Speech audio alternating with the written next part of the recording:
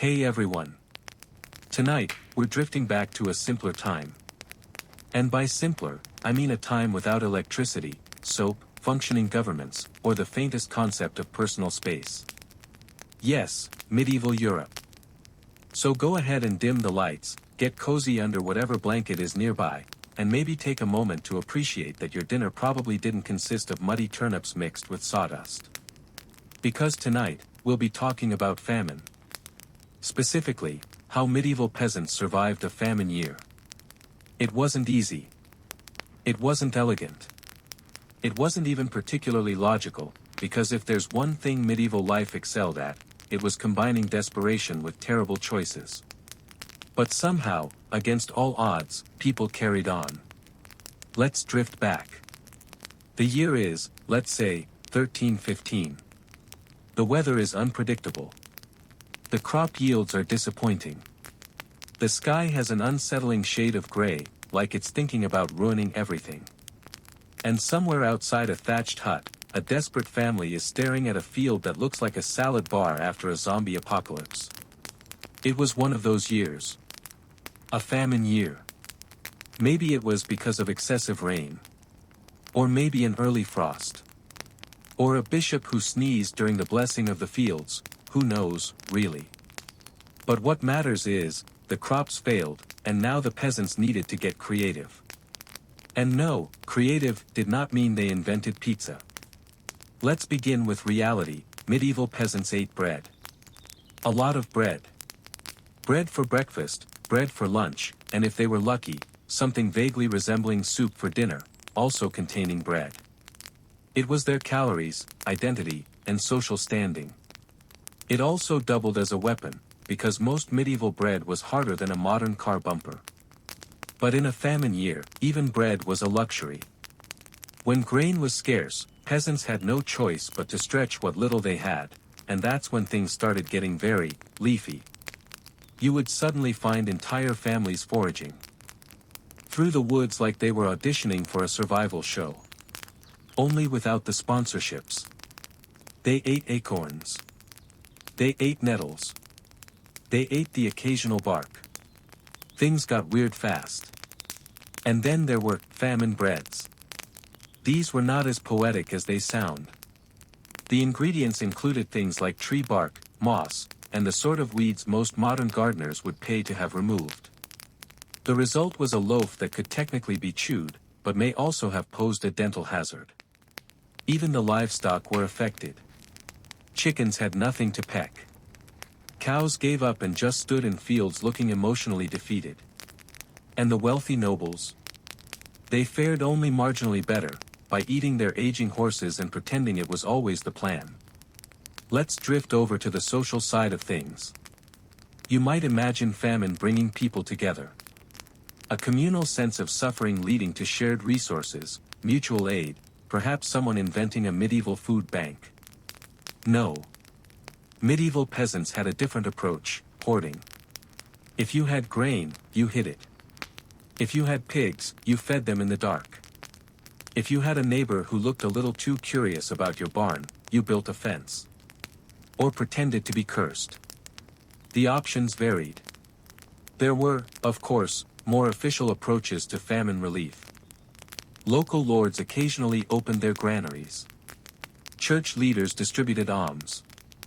And in some cases, authorities tried to impose price controls to stop profiteering. But this being the Middle Ages, the enforcement usually involved someone yelling vaguely about God's wrath, followed by nothing. If you had money, you bought whatever food was available. If you didn't, you prayed that your local lord didn't decide to turn your entire village's grain stores into war supplies. Because sometimes they did that. For reasons. Now, what about the really desperate measures? Well, here's where things get bleak. Because when food is scarce, human decisions unravel. There were recorded instances of people eating cats. Dogs. Sometimes worse. There were trials involving accusations of grave robbing for food, something we're not going to linger on tonight, because this monologue is for sleep. But let's say this, things got grim. And then, after a few months of existential dread, hunger, and failed prayers to saints who clearly had other priorities, the rains would stop. The sun would return. The next harvest would grow. And people would carry on. Because that's what they did. Let's drift gently now to the techniques peasants used to prepare for famines. Because despite their reputation, many medieval peasants were not fools. They were resourceful, cautious, and well aware that nature, and landlords, could ruin their lives at any moment. So, they planned. They dug storage pits for grain. They salted meats. They dried vegetables. They grew herbs like mint and thyme not just for flavor, but because they helped preserve food. They brewed beer, not as a luxury, but because water was often unsafe, and warm beer was, well, better than dysentery. Some households raised rabbits, because rabbits reproduced faster than medieval problems. Others kept goats, not because they were cute, but because goat milk was a lifeline. And nearly every village had communal grazing land and small orchards. The apples might not have been glamorous, and they definitely didn't come pre-sliced in plastic packaging, but they kept people alive. Then there was the spiritual side. Because in a famine year, when the stomach growls loud enough to drown out rational thought, people start looking to heaven. Priests held processions, waving relics and ringing bells. Entire villages walked barefoot, in silence, hoping their humility would impress the divine weather committee. Sometimes this worked. Sometimes it didn't. There were no refunds. But it helped people feel like they were doing something. Anything. And that mattered. The reality is, medieval peasants survived famine not because they were tough, though they were, but because they were together. Families shared stories. Villagers gathered around smoky fires and tried to laugh at the absurdities of life. Children were taught how to find edible roots. Grandparents reminded everyone how much worse it had been that one time in '98. Because there's always someone who insists the past was harder. And maybe they were right. But the medieval world kept spinning, season after season, through rain and drought, feast and famine. And somehow, despite the odds, people persisted. Take a deep breath. Let's rest here for a moment. Because next, we'll drift into a few real events. The Great Famine of 1315 to 1317. The harvest failures. The royals who made things worse, because of course they did. And the peasants whose survival depended not on strength or wealth, but on a stubborn, quiet kind of hope. Let's float forward now. Hey guys. Tonight, we're going back to a time when central heating wasn't even a fever dream. And yet, somehow, people still insisted on building houses out of rock. Thick, cold, drafty, echoing stone. Because apparently, comfort was optional when you had feudal power and a moat. So dim the lights. Maybe grab a blanket, maybe two. Because we're about to spend the night in a medieval castle. And trust me, you'll need them. We're talking about the surprisingly creative, sometimes downright questionable ways medieval people tried to stay warm through endless European winters. Let's drift back, not to the glorious battlefields or glittering banquets, but to the real, unglamorous question. How did anyone survive inside a medieval castle when it was basically a stone refrigerator with a draft problem? The castle, a freezer with flags now. First of all, a castle was never meant to be cozy. It was meant to be impressive. You didn't build one to say, "Welcome home, friends." You built it to say, "Try attacking me, and good luck not freezing while you do it." Stone walls, thick and tall, were perfect for defense, and terrible for warmth. They trapped cold, they radiated cold. And they held onto cold like your ex holds onto grudges. You could light a fire in every room. And by the time you'd gotten one side warm, the other side would already be frosting over again. And yes, castles looked amazing in summer. Banners flying, sunlight glinting off turrets. But the moment November hit, those same grand halls turned into wind tunnels. Imagine sitting down for dinner while your soup freezes in real time. So what did medieval people do about it? Did they invent early heating systems? Nope. Did they suffer quietly and invent passive-aggressive complaints centuries before the Victorians? Absolutely. But they also got creative. The Great Hall, center of cold and occasional fire. Let's start with the heart of any medieval castle, the Great Hall, the social, political, and dining hub. It was also the one place where you had any real shot at not losing a toe to frostbite. In the middle of the hall was the hearth, a giant open fire pit, not tucked away in a fireplace, but literally in the center of the room.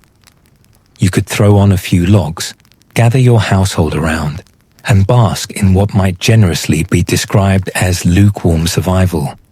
Smoke from this giant open fire didn't exactly go up a chimney, because chimneys, as it turns out, were kind of a luxury invention that came later.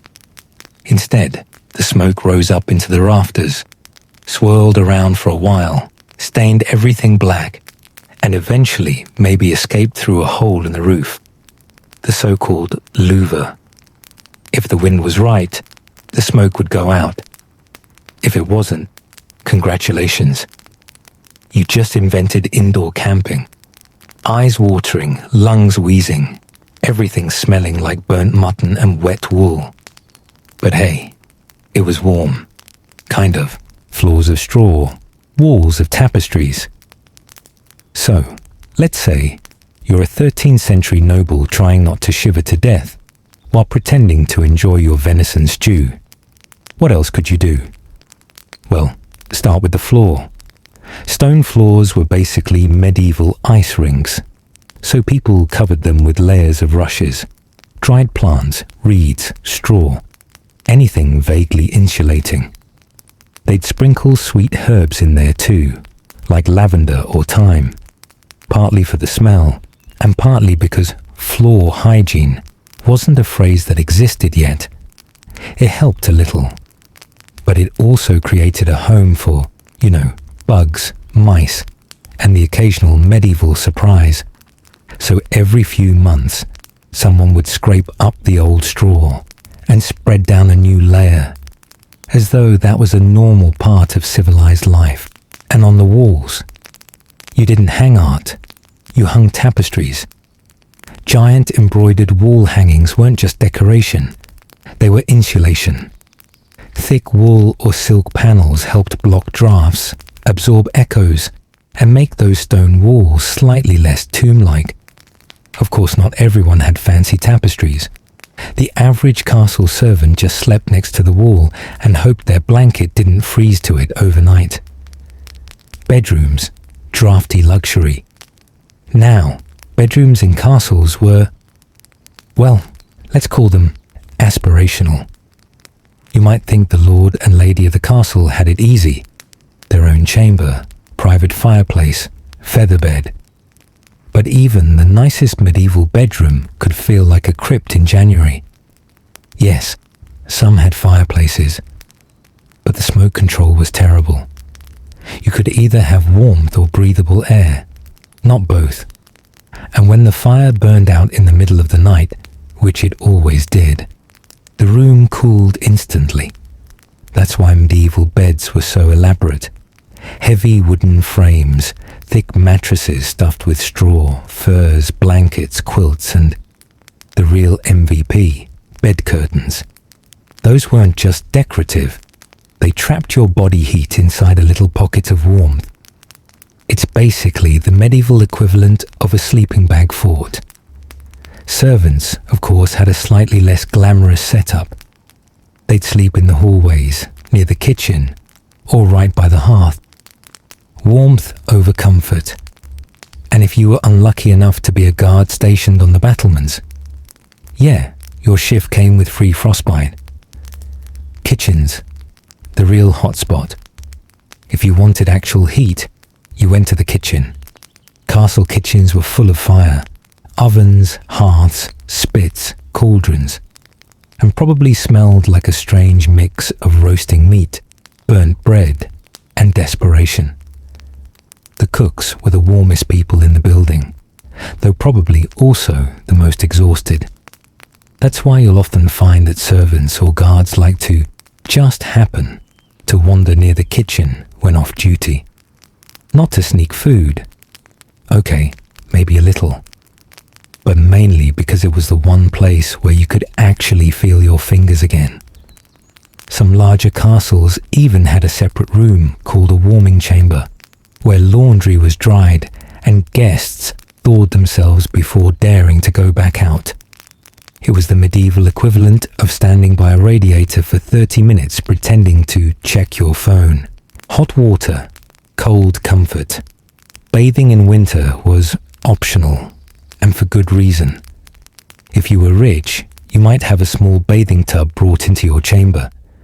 Servants would heat water in the kitchen and lug it up, bucket by bucket, while you tried not to think about how fast it was cooling.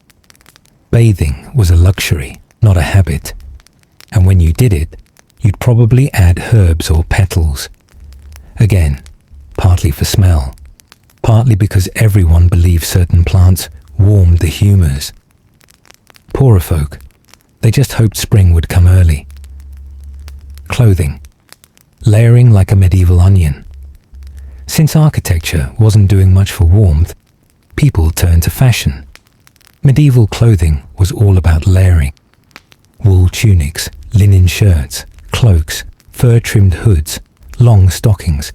Basically, they dressed like everyone was always 5 minutes away from a snowstorm.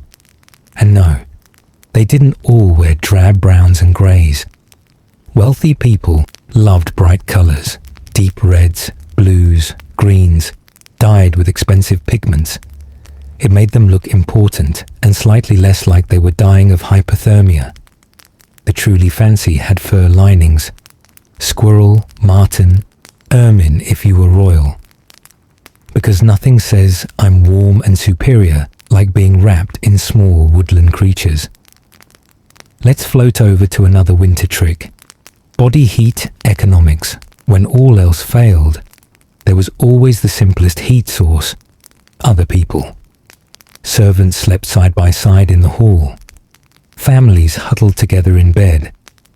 Even animals sometimes came indoors for warmth. There's historical evidence that livestock were kept in lower floors or adjoining rooms in smaller keeps. Not just for protection, but for heat. It wasn't glamorous, but it worked. And when the alternative is freezing alone, you get real comfortable with the smell of hay and goat breath. Castles in the north. The real ice palaces now. You might think this was just an English or French problem. But oh no. Go farther north, and the challenge got extreme. Scotland, Scandinavia, northern Germany. All full of castles that looked romantic but functioned like meat lockers. The Norse and Scots were at least somewhat used to the cold though. They layered furs, built smaller keeps with thicker walls, and used peat fires that burned long and hot. Even so, medieval chroniclers loved to complain about bitter winters, as if nature was personally out to get them. Which honestly, it kind of was.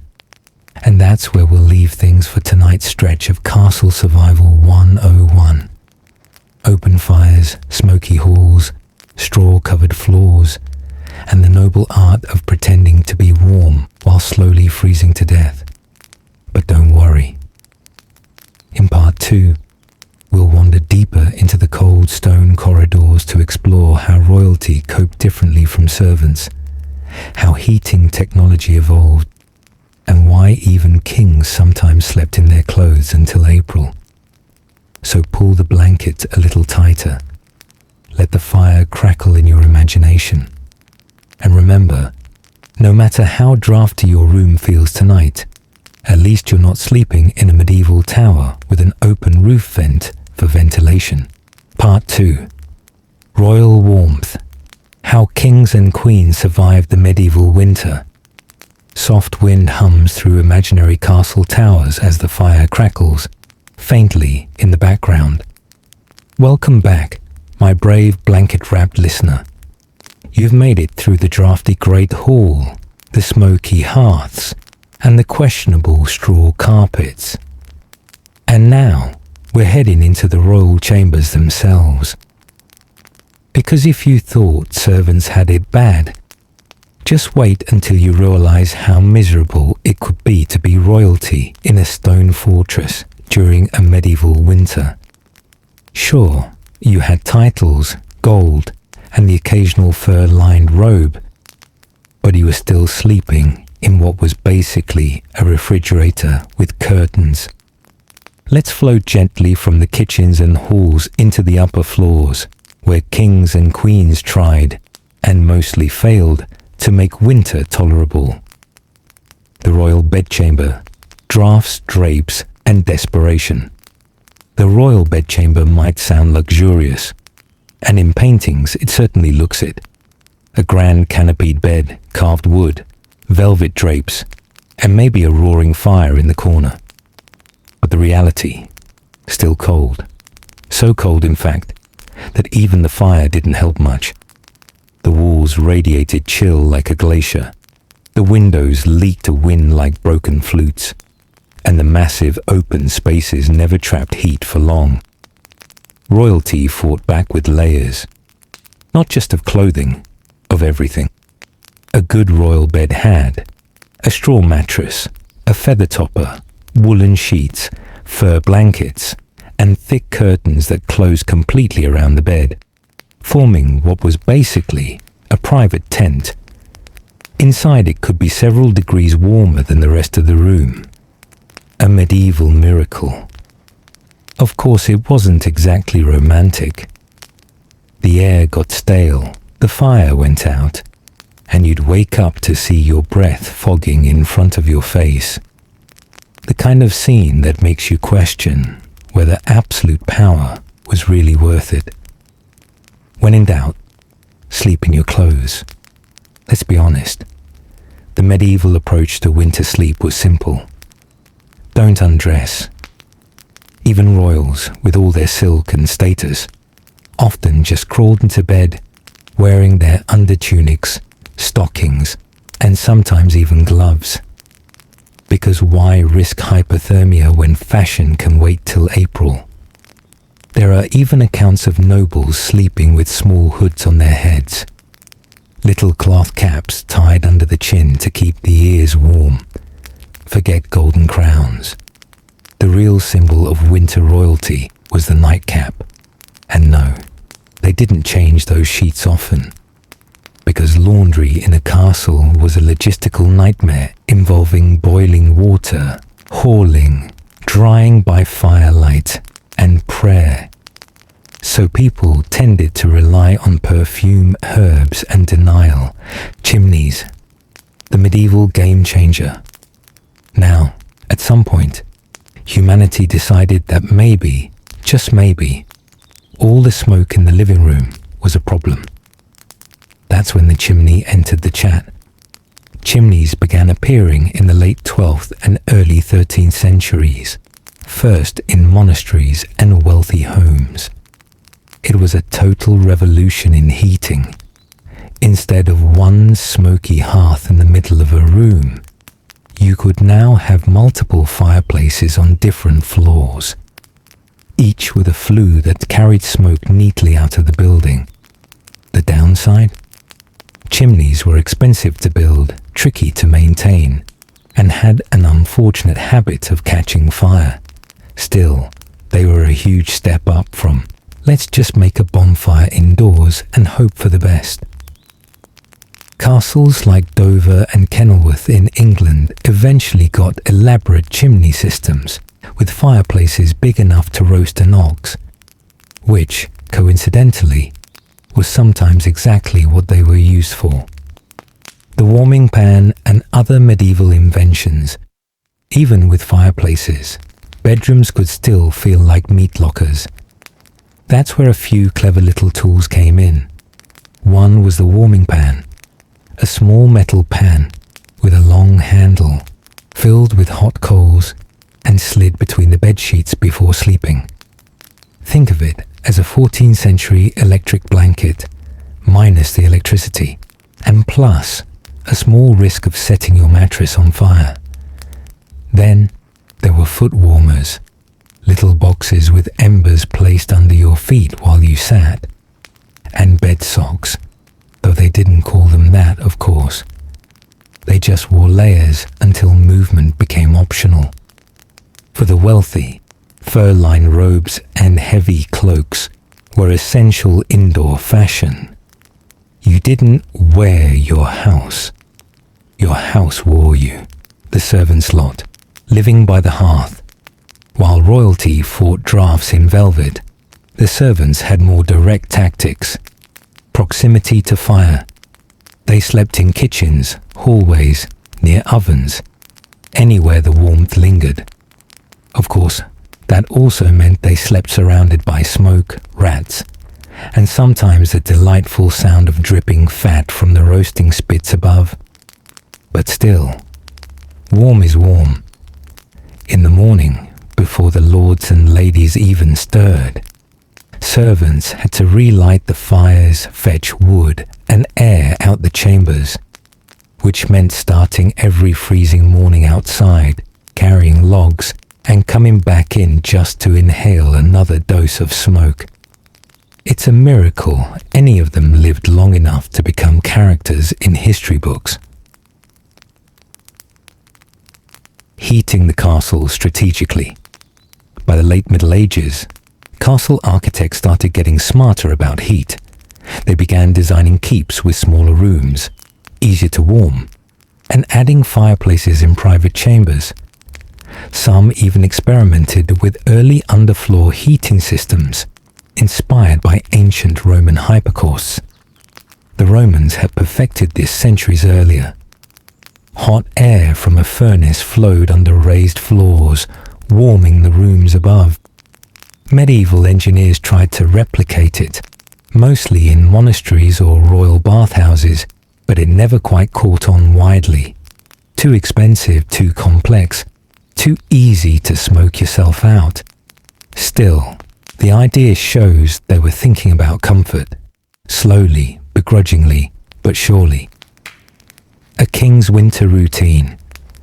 Let's peek into a royal winter day, just to set the scene. You wake up in your massive canopy bed, half buried in furs. Your breath fogs in the air, the coals in the fireplace are barely glowing, and a servant is quietly tiptoeing in with new logs. You stay in bed until the room is warm enough to move without shattering. Breakfast is usually served in the side chamber, close to the kitchen, because walking through a freezing hall first thing in the morning was a level of bravery reserved for knights. Throughout the day, fires burned in every occupied room, and the rest of the castle was simply abandoned to the cold. Entire wings could go unused for months, their doors shut tight to keep what little heat there was contained. And at night, the same process in reverse. Fires dammed down, tapestries drawn tight, and everyone wrapped in wool until morning.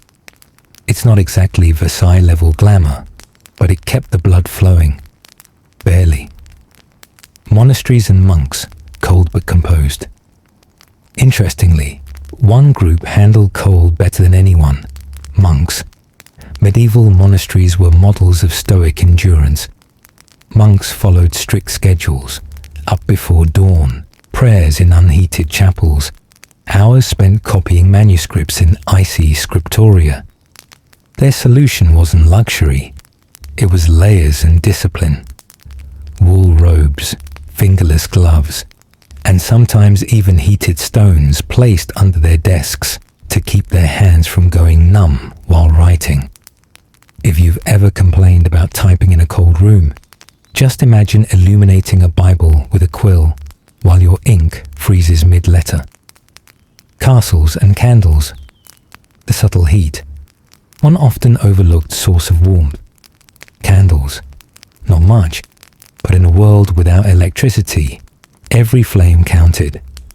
A few dozen beeswax candles burning in a closed chamber could actually raise the temperature a degree or two. Not to mention fill the air with a faintly sweet smell, and soot. For the nobility, beeswax candles were a luxury item, bright, clean burning, and expensive. Servants and common folk may do with tallow candles, cheaper, smellier, and prone to dripping. But either way, when night came early and the cold pressed in, even a few flickering flames made all the difference. Let's drift over to a colder corner of history now. Not all medieval castles were created equal.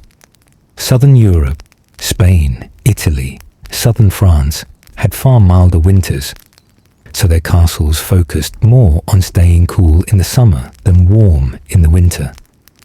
But move north, say, to England, Germany, or Scandinavia, and architecture started looking more like armor than housing. Thick walls, narrow windows, smaller chambers, all built to trap what little warmth existed. The irony, of course, is that the grander the castle, the colder it usually was.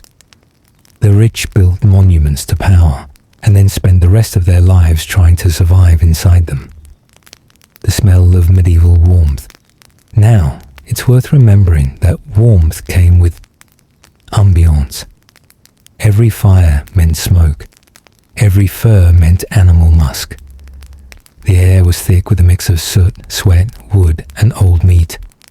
This wasn't the clean, cozy log cabin scent we imagine today. It was more campfire and compost, with notes of survival. And yet, for people of the time, that was home. Warmth and smoke were comforting because they meant life. If you could smell the fire, you knew you weren't freezing to death. Yet. Royal guests and the politics of warmth. Hosting visitors in winter was a roll. Hey everyone. Tonight, we're drifting back to a quieter corner of royal history. Someplace where the trumpets have already faded, the armies have marched off, and the crown has just rolled off a severed political career and landed, rather awkwardly, on the floor. Because tonight, we're not talking about kings. We're talking about the people who were left behind when kings fell, their children. The princes who never got to sit on their thrones. The princesses who were suddenly downgraded from "Your Grace" to "Please don't arrest me." The small, confused toddlers who woke up one morning to discover that everyone was whispering now, and no one would explain why the guards suddenly looked different, or angrier. So, if you're ready, maybe dim the lights, settle a little deeper under the blankets, and let's drift through the long, accidental history of royal kids who became political baggage the moment their fathers lost the crown. Because for most royal children, the fall of a king. To talk about after dark. So, let's drift through a few stories, quietly, and meet some of the small humans who had the misfortune of being born into the wrong dynasty at the wrong time. Let's drift first to medieval England, to two boys in a tower. You probably already know the story, though it's usually told with more drama and fewer yawns. But tonight, we're keeping everything soft, slow, and just gently unfortunate. The year is 1483. King Edward IV has died unexpectedly, leaving behind two sons, 12-year-old Edward, the new king, and 9-year-old Richard, Duke of York. These boys were more or less the royal equivalent of those bright hotel lobby vases that everyone pretends to love but secretly hopes will not be their responsibility. Edward IV's brother, Richard, Duke of Gloucester, suddenly decided that he was perhaps inexplicably and mystically destined to rule England himself. This was a very common condition among medieval uncles.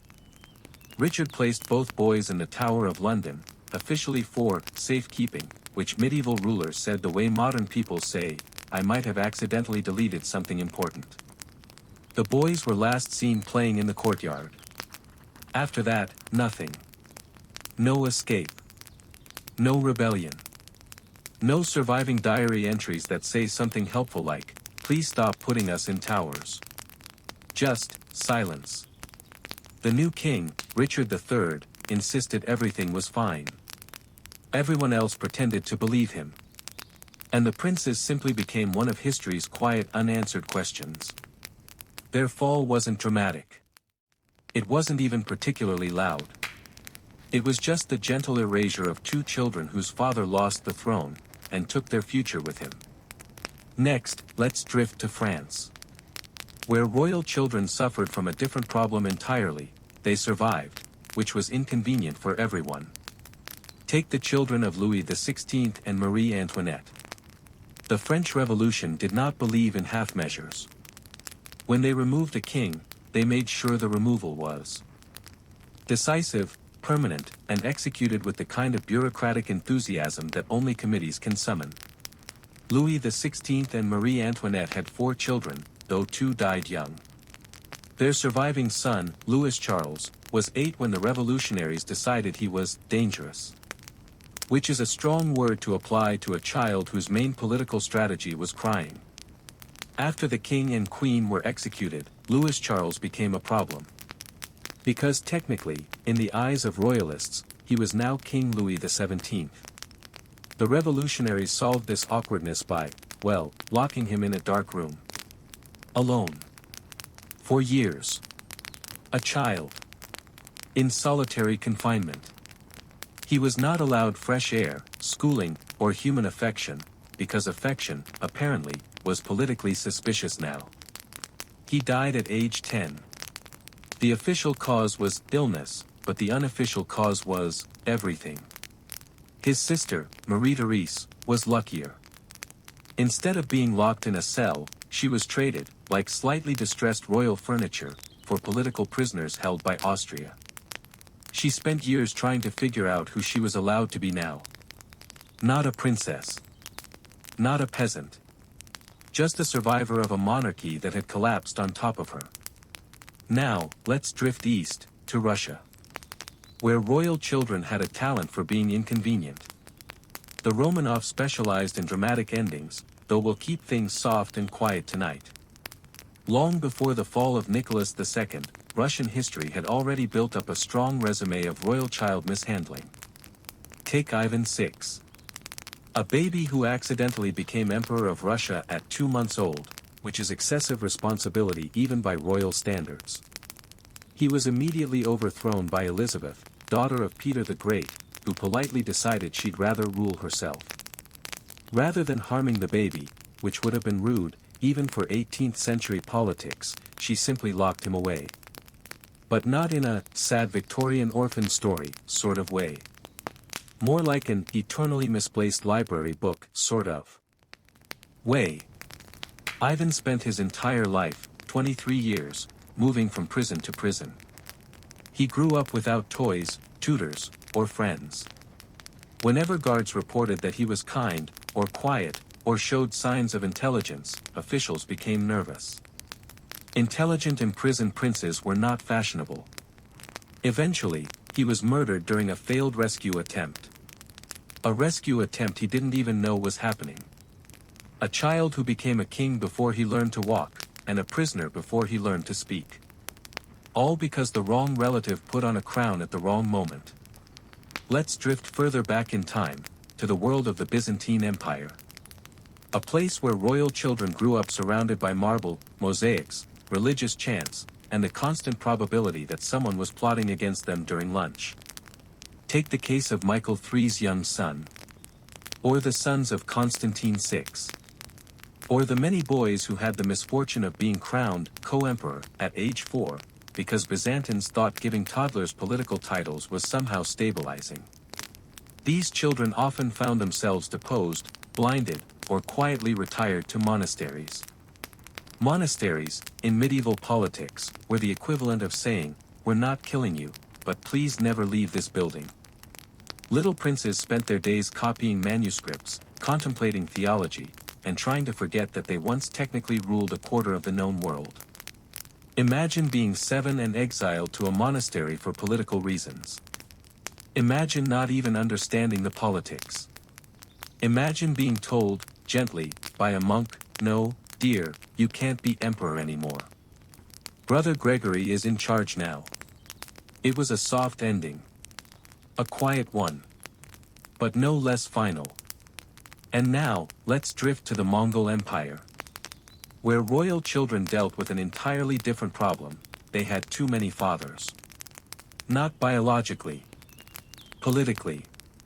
When a Khan died, succession involved uncles, brothers, cousins, and ambitious steppe aristocrats who all believed, quite sincerely, that they were uniquely qualified to rule the largest land empire on earth.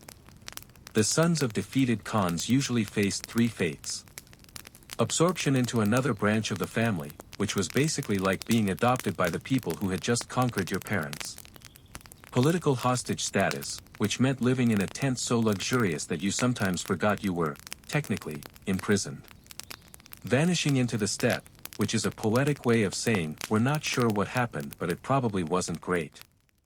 Royal children in the Mongol world were rarely killed outright. They were too valuable. Too symbolic. Too dynasty-shaped. But their lives were often defined by who controlled them.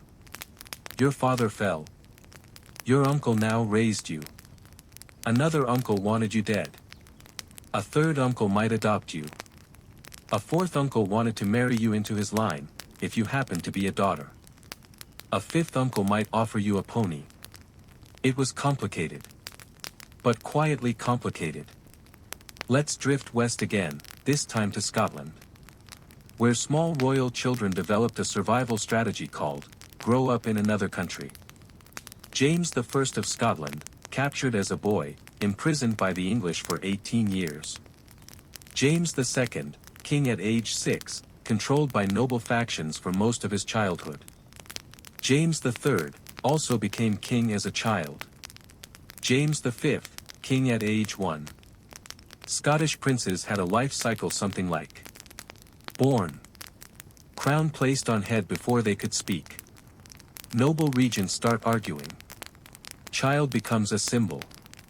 Someone inevitably sends them abroad, for safety. They return years later, confused but polite. Children of fallen Scottish kings sometimes survived surprisingly well, mostly because everyone was too busy fighting each other to harm them directly. Chaos is dangerous, but it is also, occasionally, protective. And now, let's drift to the softest of all fates, exile. Many children of overthrown kings simply became wanderers. Not peasants. Not nobles. Not quite royalty. Just people carrying a royal surname that made border guards nervous. The children of the deposed Portuguese Braganzas. The Spanish Bourbons after Napoleon. The children of African kings displaced by colonial powers. Indian princely heirs shipped to England for education. Persian princes sent to Paris. Ottoman princes exiled to France, where they discovered cafes, cigarettes, and the strange modern feeling of being irrelevant. Life in exile could be almost normal. Almost. But every passport, every letter, every polite conversation carried the quiet reminder that somewhere out there was a throne that used to be theirs and now belonged to someone else. No armies were chasing them. No towers were waiting. No prisons. Just a long, slow life spent not being what they were born to be. A soft ending. A tired one. But perhaps the kindest of all. So what happened to the children of fallen kings?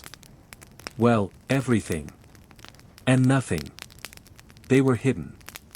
Protected. Imprisoned. Exiled. Married off. Forgotten.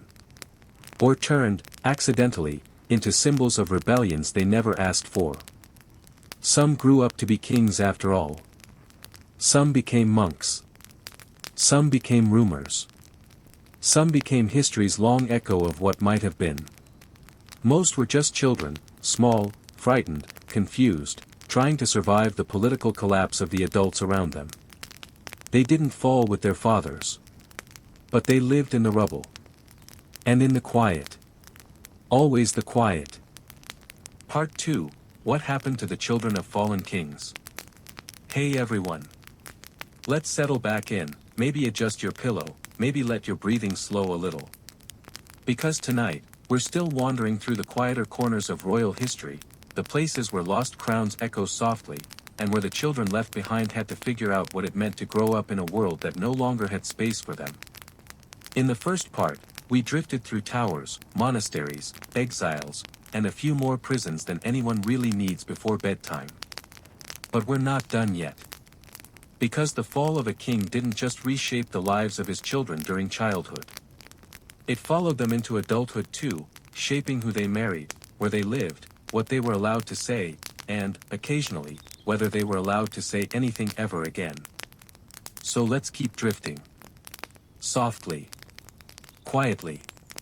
Through the long shadow cast by a fallen crown. Let's move back for a moment to a kingdom that always seemed to fall apart at exactly the wrong time, England. We tend to imagine English princes growing up in warm, well-lit palaces, surrounded by knights and tutors who said things like, "Your Highness, perhaps don't poke the tapestry with that dagger."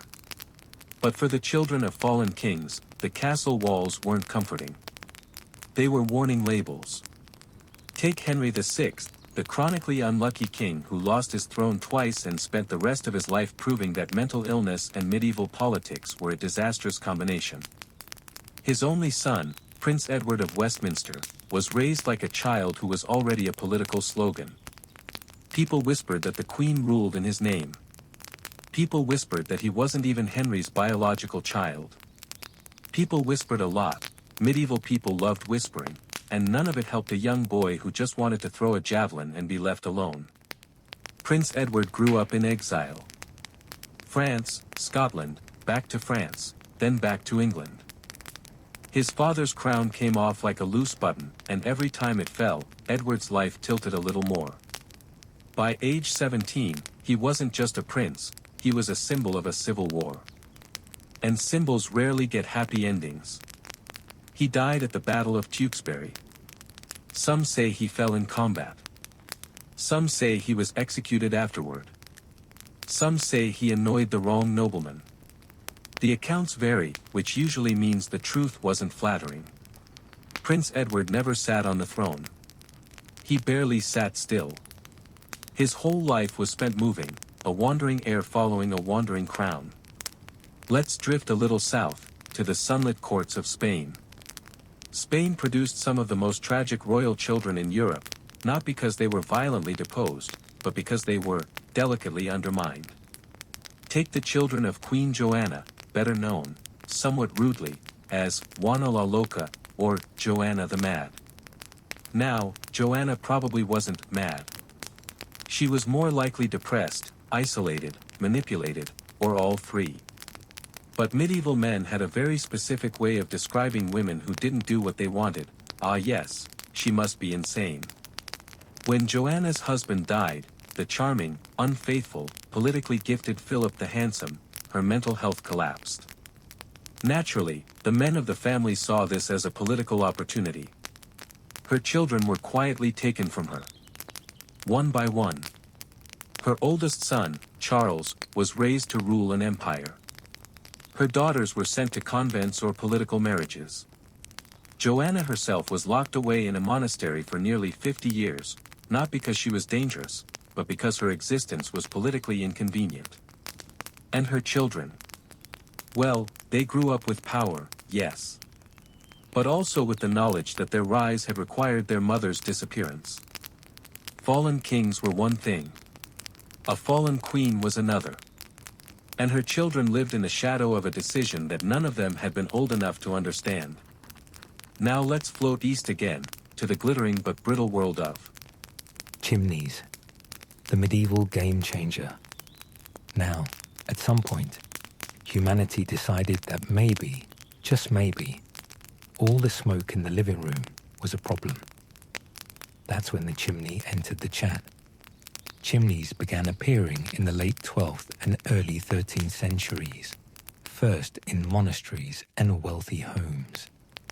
It was a total revolution in heating. Instead of one smoky hearth in the middle of a room, you could now have multiple fireplaces on different floors, each with a flue that carried smoke neatly out of the building. The downside? Chimneys were expensive to build, tricky to maintain, and had an unfortunate habit of catching fire.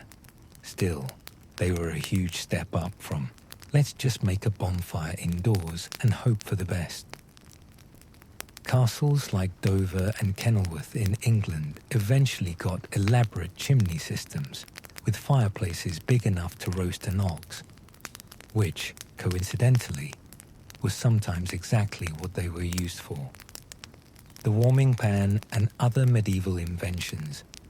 Even with fireplaces, bedrooms could still feel like meat lockers. That's where a few clever little tools came in. One was the warming pan, a small metal pan with a long handle filled with hot coals and slid between the bed sheets before sleeping. Think of it as a 14th century electric blanket, minus the electricity, and plus a small risk of setting your mattress on fire. Then there were foot warmers, little boxes with embers placed under your feet while you sat, and bed socks, though they didn't call them that, of course. They just wore layers until movement became optional. For the wealthy, fur-lined robes and heavy cloaks were essential indoor fashion. You didn't wear your house wore you. Some warriors. Some traders. Some simply lived quiet lives in the same towns their fathers once ruled. A fallen king's child here didn't always lose status. Sometimes, they gained a new one untouched by the responsibilities or expectations of ruling. It was one of the few places where a royal child might look at their father's downfall and think, well, this might actually be an improvement. Now let's drift into the world of the Holy Roman Empire, a place so politically chaotic that even historians sometimes need a nap afterward.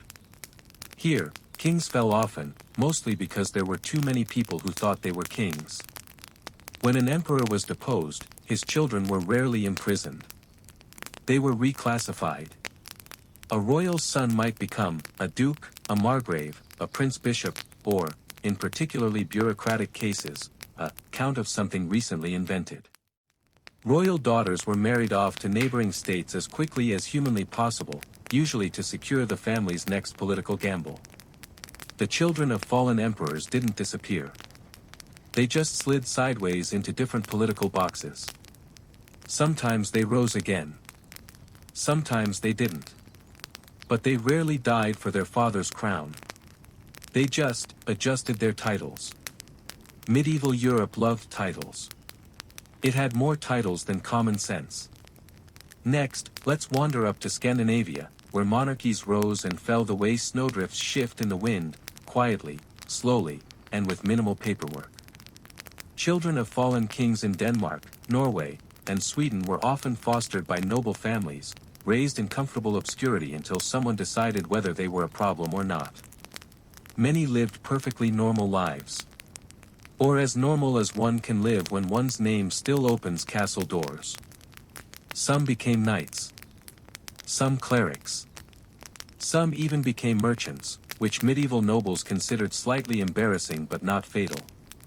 But occasionally, one child would return. Like a quiet ghost. Like a rumor with better posture. But occasionally, one child would return. Like a quiet ghost. Like a rumor with better posture. Claiming a throne.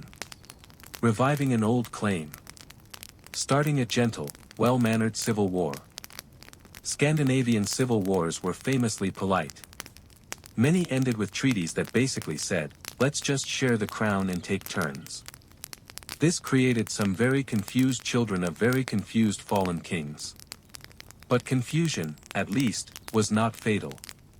Now let's drift back into France, because France always has one more tragic royal child waiting in the wings. This time, it's the children of Napoleon. Now, Napoleon did not technically fall. He more slid down the political staircase, loudly, twice. His son, Napoleon II, was taken to Austria and raised by a grandfather who preferred him safely hidden behind curtains. He grew up in luxury, but never learned French properly. Never saw a battlefield. Never ruled anything larger than his own schedule. He died at 21, consumed by tuberculosis, and by the weight of a name too large for one boy to carry. His father had ruled Europe. He ruled his bedroom. This was one of the softest, saddest forms of political erasure, the kind that replaces power not with prisons, but with polite suffocation. And finally, let's drift to the quietest fate of all, the children who simply chose to disappear. Some royal children, after losing everything, walked away. They changed their names. They became scholars, merchants, priests, poets, people who bought bread without anyone bowing. Some lived longer than any of the kings who replaced their fathers. Some lived happier. Some lived anonymously. Some lived freely for the first time. A fallen king's child did not always fall. Sometimes they landed somewhere softer. Somewhere human. So what happened to the children of fallen kings? Everything. And also, nothing unusual. They were protected, imprisoned, adopted, tucked away, lost, found, married off, forgotten, or quietly transformed into someone entirely different. Most didn't want power. Most didn't understand it. Most were simply born at the wrong moment in the wrong palace. They survived their father's downfalls, not with swords, not with diplomacy, but with smallness. With silence. With patience. Because children do not fall with kings. They only live in the shadows left behind. And those shadows stretch very, very far. Hey everyone. Let's settle back in, loosen the shoulders, maybe take that slow breath you meant to take 10 minutes ago. Because tonight, we're wandering into the softer, dustier corners of royal history again, the places where the portraits stop, the records fade, and the children of fallen kings continue to quietly exist, long after the crown has slipped off someone's head and hit the floor with a very undramatic thud. No need to hurry. We'll just drift. From one hidden room to another. From one displaced child to the next. And, as usual, we'll keep the tone gentle, even if the royals involved made decisions that were anything but. Let's drift to France, and into a tower with two very unfortunate boys. The story of fallen kings in France has a particular flavor to it. A flavor best described as a mix of wine, paranoia, and a complete inability to handle political transitions without locking someone up. So, let's settle into the quiet tragedy of the princes in the tower's French equivalent, the story of Charles Orleans' son, a small, quiet boy named Louis of Orleans, who had the misfortune of being born into a dynasty that loved power but hated stability.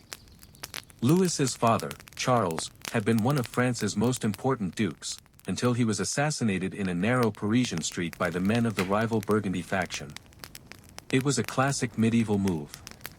Very political. Very personal. Very messy. Louis was just a toddler at the time. Which meant he inherited exactly three things. A title. A set of enemies.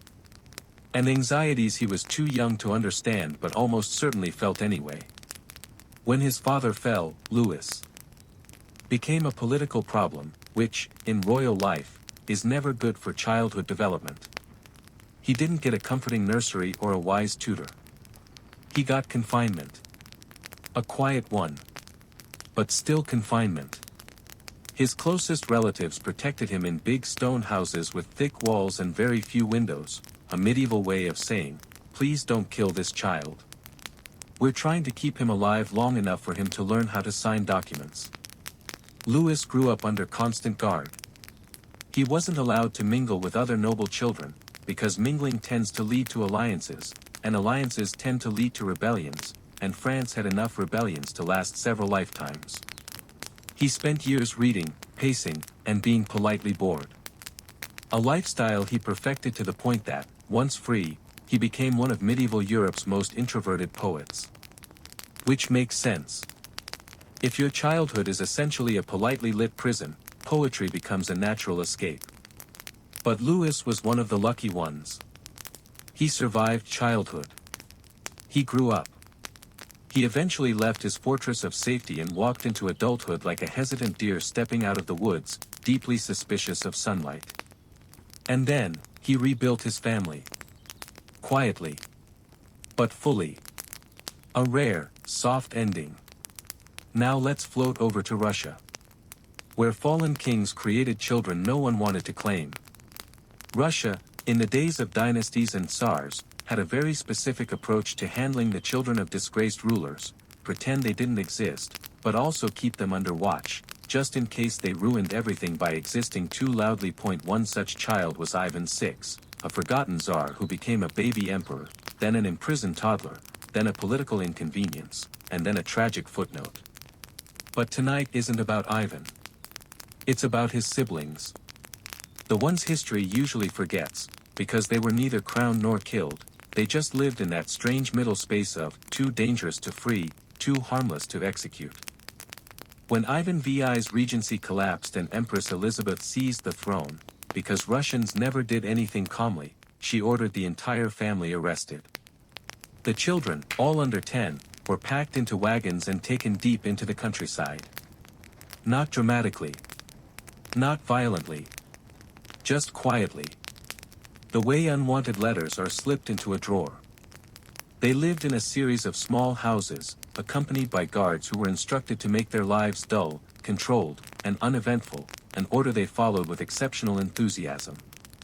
For years, the siblings weren't allowed visitors, weren't taught politics, weren't allowed books without approval, weren't permitted to write letters. The goal was simple: let them grow up, but let them grow up away from everything. They became adults with no political ambitions because they had no political vocabulary. They couldn't rebel, they barely understood what rebellion meant. They didn't even know how their brother had once been czar.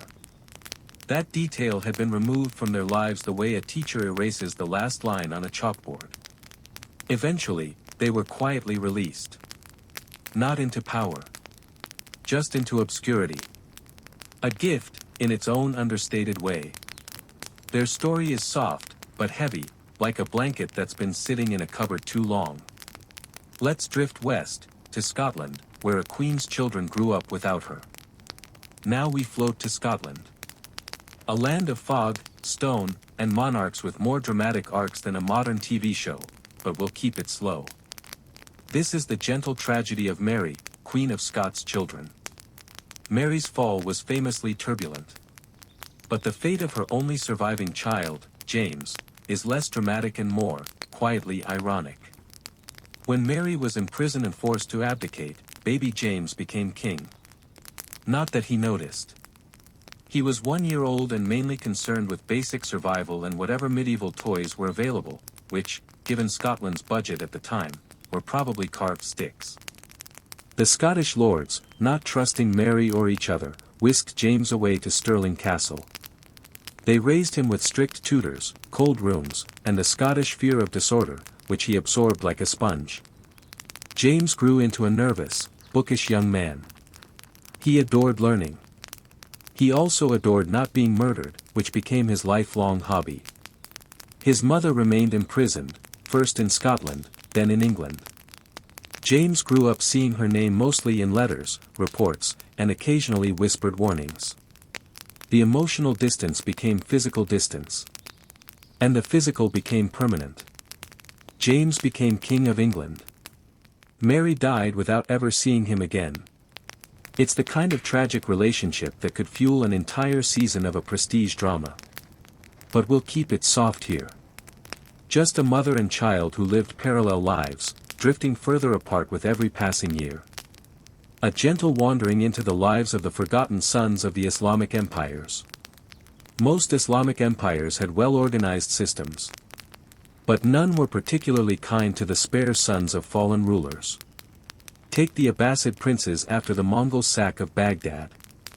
When the city fell in 1258, many members of the royal family vanished, some killed, some escaped, and some quietly reappeared years later in the courts of other Muslim rulers, looking very much like people who had just watched their entire world collapse.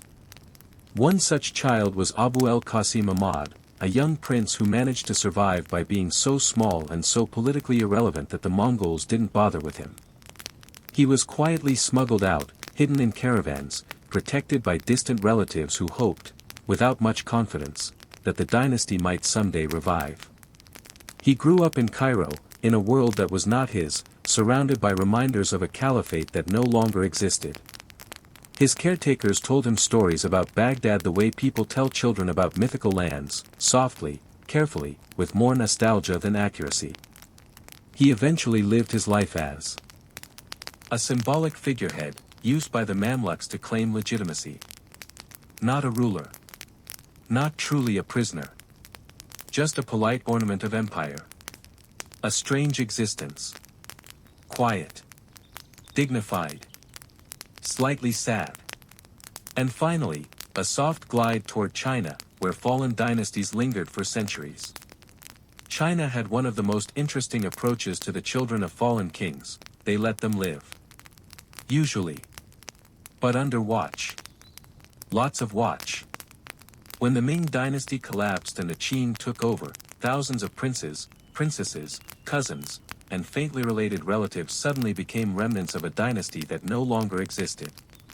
And the Qin, practical as always, had a simple policy. Don't kill them. But don't let them wander either. Many were given small stipends. Small houses.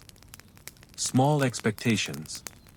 One such child, Zhu Yosong's young nephew, became the quiet center of a small community of surviving Ming loyalists.